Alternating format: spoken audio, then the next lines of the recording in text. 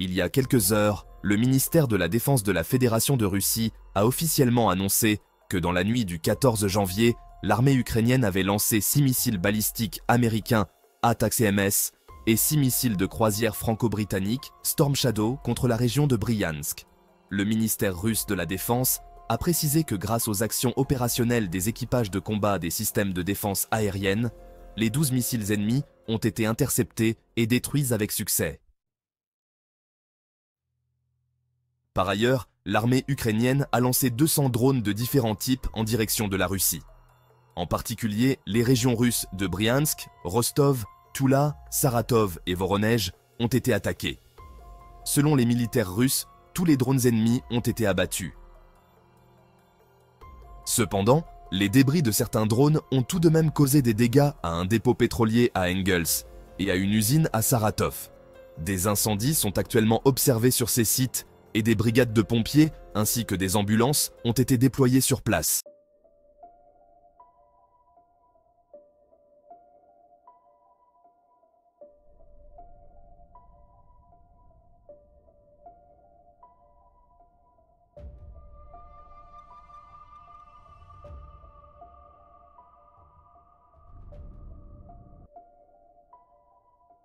Simultanément, le régime de Kiev a également attaqué la péninsule de Crimée avec 2 missiles de croisière franco-britanniques Storm Shadow. Heureusement, les systèmes de défense aérienne russes ont abattu ces missiles ennemis au-dessus de la mer Noire, empêchant leur entrée dans l'espace aérien de la péninsule de Crimée. Immédiatement après, le ministère russe de la Défense a publié une déclaration officielle concernant le lancement de missiles occidentaux à longue portée en profondeur sur le territoire russe. En particulier, le département militaire russe a promis que cette attaque ne resterait pas sans réponse et que tous les responsables et participants à cet acte terroriste seraient sévèrement punis. Étonnamment, quelques minutes seulement après cette déclaration officielle du ministère russe de la Défense, les forces aérospatiales russes, en collaboration avec les forces de missiles, ont lancé une attaque massive symétrique contre des installations militaires ennemies sur le territoire ukrainien. Des services de surveillance indépendants ont enregistré des dizaines de puissantes explosions dans les régions ukrainiennes de Vinnytsia, Cherkassy, Odessa, Kiev, Dnipro et Soumy. Il est rapporté que, lors de cette attaque, la Russie a utilisé des dizaines de missiles balistiques et de croisières, ainsi que 90 drones kamikazes Géranium.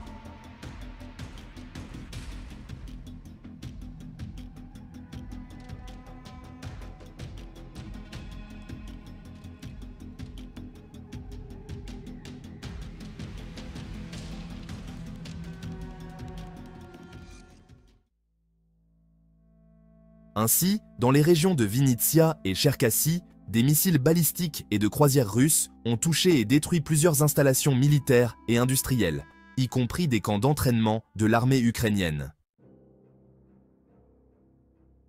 Dans la région d'Odessa, des missiles balistiques Iskander ont frappé la partie portuaire de la ville. Il est rapporté que pendant l'attaque, un des cargos déchargeait dans ce port.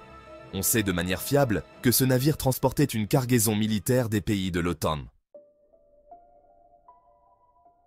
Dans la région de Kiev, des missiles russes ont ciblé des lieux de déploiement de personnel de l'armée ukrainienne responsables de la gestion des systèmes de défense aérienne de la capitale.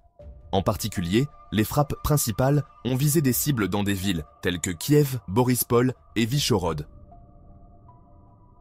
Dans la région de Dnipro, au sud-ouest de la ville, des missiles russes ont touché une entreprise industrielle locale. Il est rapporté que cette installation travaillait secrètement pour les besoins de l'armée ukrainienne. Enfin, dans la région de Soumy, près de la localité de Tokhari, les renseignements militaires russes ont découvert le lieu secret de déploiement d'une unité d'élite du 78e régiment d'assaut aéroporté séparé de l'armée ukrainienne. Après surveillance, un drone de reconnaissance russe a compté 220 soldats ennemis et 30 pièces d'équipement lourd, y compris 2 lance-roquettes multiples HIMARS américains. Tous ces éléments ennemis se cachèrent dans une zone boisée à 20 km de Tokhari. Immédiatement après, le drone a transmis les coordonnées exactes aux équipages de combat des systèmes de missiles Iskander. Les images montrent clairement qu'après quelques secondes, cette zone a été frappée par des missiles balistiques russes. 2 missiles balistiques Iskander-M, équipés d'ogives conventionnelles et à sous-munitions, ont frappé la zone avec quelques secondes d'intervalle. En conséquence, l'ennemi a perdu 180 soldats et 25 pièces d'équipement lourds, y compris les 2 HIMARS américains. D'ailleurs, il s'est avéré que ces HIMARS étaient ceux ayant lancé les missiles balistiques ATACMS sur la région de Briansk quelques heures plus tôt. De nombreuses sources au sein du ministère russe de la Défense ont confirmé ces informations. En outre, les représentants du ministère russe de la Défense ont déclaré que parmi les 180 soldats ukrainiens tués, il y avait environ 40 mercenaires étrangers venant de pays tels que le Canada, les États-Unis, la France, la Grande-Bretagne, la Colombie, la Pologne, la Géorgie, l'Allemagne, l'Italie et la Roumanie. De plus, 5 officiers américains et 2 britanniques figuraient également parmi les morts.